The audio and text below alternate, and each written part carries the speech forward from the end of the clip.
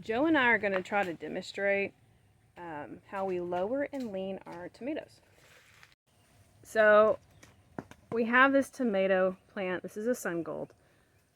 Now there's a wire that runs across. These are called tomahawks.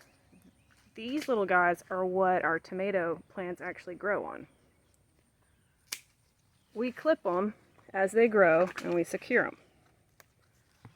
We train them up to 1 liter, which means, or 2, yeah, just depends. And what he is doing is removing and clipping this plant. So this is a sucker right here. He's going to clip this off. Here's another example. So this is a sucker. This will produce tomatoes like here. It's growing tomatoes and it will continue to grow.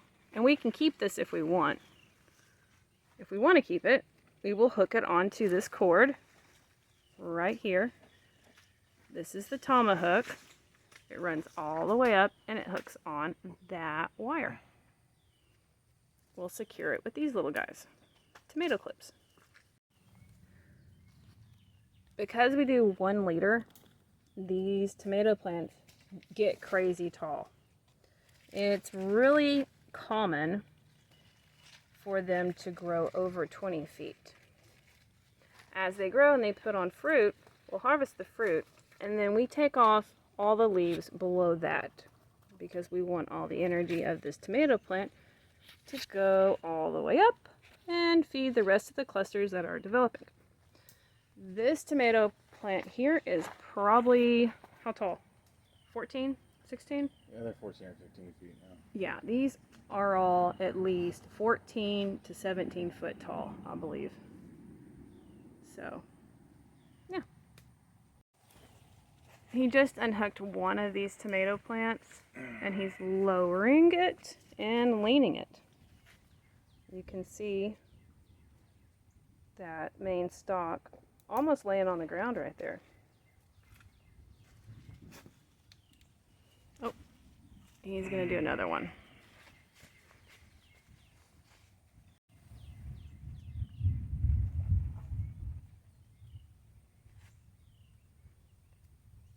Good news, we're not going to have a dry 4th of July.